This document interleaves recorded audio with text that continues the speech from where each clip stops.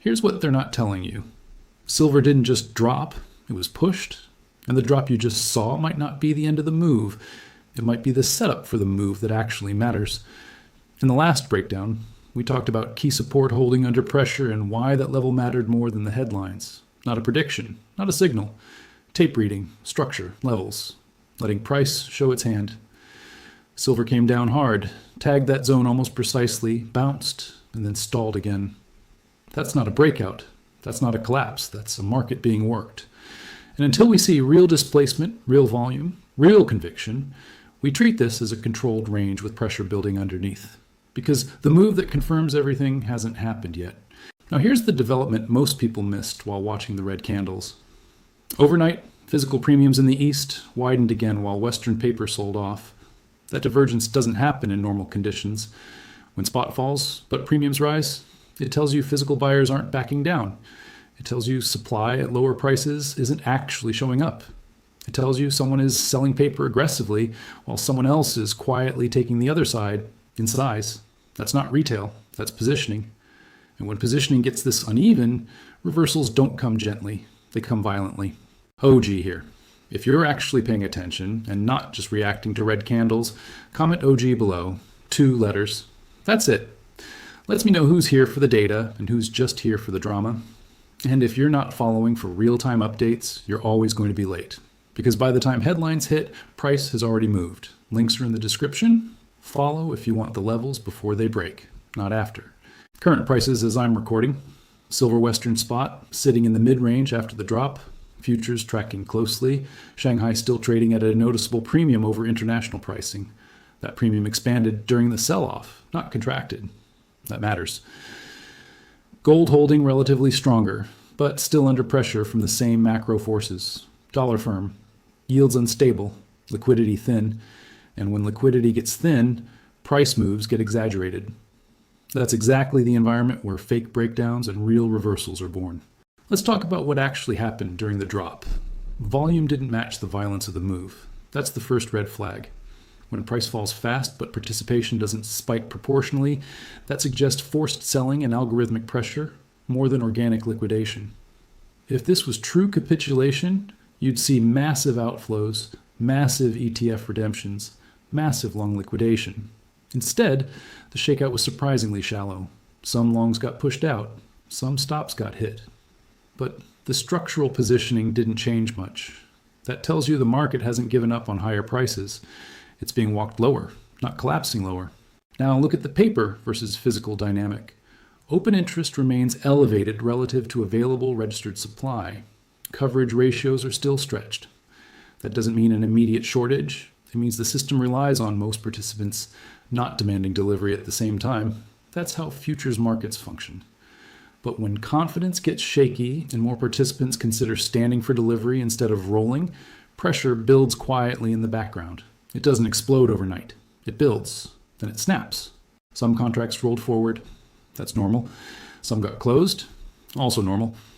But the pace of reduction wasn't dramatic enough to signal panic, which means the drop didn't achieve what aggressive shorts usually want during a shakeout. They want mass liquidation. They want fear. They want forced selling. They didn't get enough of it. And when a shakeout fails to produce real capitulation, it often has to be followed by either another push lower or a violent reversal higher. That's the crossroads we're at right now. From a technical perspective, key resistance sits above current price, where moving averages and prior rejection zones cluster. Until that level gets reclaimed with conviction, the downside risk remains. That's the honest assessment. Markets don't reverse just because we want them to. They reverse when structure shifts. That shift requires displacement, a strong move through resistance with volume and follow-through. Without that, rallies are suspect and drops remain possible. But here's the nuance. Every time price tests support and holds, the base gets stronger. Every time sellers push and fail to break structure decisively, they lose leverage. That's how reversals form. Slowly, then suddenly. Macro catalysts are lining up. Inflation data, central bank expectations, liquidity conditions. All of these feed directly into metals pricing through the dollar and real yields. A stronger dollar pressures silver, a weaker dollar supports it. But markets often move ahead of the data, not after. They position, they anticipate. That's why watching how price reacts to catalysts, matters more than the numbers themselves. If bad news hits and silver stops falling, that's information. If good news hits and silver still struggles, that's also information. Reaction matters more than headline. Now zoom out. Central banks globally continue accumulating gold. Some are increasing silver exposure indirectly through industrial demand tied to energy transition and manufacturing. Physical demand in parts of Asia has remained persistent even during price weakness. That's not speculative demand, that's structural demand. When structural demand meets leveraged paper selling, you get volatility, you get fake breakdowns, you get traps on both sides, and you get opportunities for those watching levels instead of emotions. Let's address the bear case clearly. If key support fails decisively with volume, silver can drop further. Markets can always go lower than expected. Liquidity stress across asset classes can force selling in everything, including metals. Large players still have tools to suppress price in the short term through derivatives and leverage. They've done it before. They can do it again. So discipline matters. Waiting for confirmation matters. Respecting levels matters. Now the bull case. Physical demand hasn't cracked. Premiums in key regions have expanded during the drop. Coverage ratios remain tight relative to historical norms. Shakeouts haven't produced large-scale capitulation. Macro conditions remain unstable. Debt levels high. Currency confidence fragile.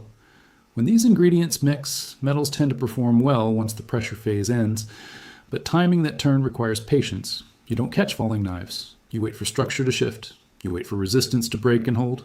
You wait for volume to confirm. Then you act. Here's what the recent drop actually accomplished. It scared weak hands. It triggered stops. It generated headlines. But it didn't fundamentally change the underlying physical demand picture. It didn't massively reduce open interest. It didn't flood the market with new supply. That's why calling it a collapse is premature. It's pressure. It's positioning. It's a battle between leveraged paper and steady physical demand. And those battles often end with sharp moves once one side runs out of ammunition. Watch the key levels. Watch how price behaves around them. Watch the reaction to macro data. Watch the premium divergence between regions. Watch ETF flows. Watch open interest changes. These are the clues that tell you whether this drop is distribution before another leg down or accumulation before a reversal. Right now, the evidence leans toward a market under pressure but not broken. A market being walked lower but not abandoned. A market where a violent reversal remains possible once the selling campaign exhausts itself. Because here's the reality. Big reversals don't happen when everyone feels comfortable. They happen when confidence is low, narratives are negative, and positioning is one-sided. They happen when the last push lower fails to produce new sellers. They happen when resistance breaks and shorts scramble to cover. That's when moves accelerate. That's when price gaps. That's when people who waited for confirmation suddenly rush in at higher levels. So what matters now? Support below, resistance above, premium divergence, open interest, macro catalysts, liquidity conditions. These are the variables to watch, not headlines, not panic, not hype. Just data and price. Let the market show its hand. Let structure confirm. And remember that violent drops often precede violent reversals, but only after the market finishes testing patience. This isn't about prediction. It's about observation. It's about watching how a market behaves under stress and recognizing when that behavior starts to change. If support keeps holding despite aggressive selling, that's information. If resistance gets reclaimed with volume, that's confirmation. Until then, caution and awareness, because the move everyone is waiting for hasn't happened yet, but the conditions for it are building, quietly, relentlessly. And when it comes, it won't give much warning.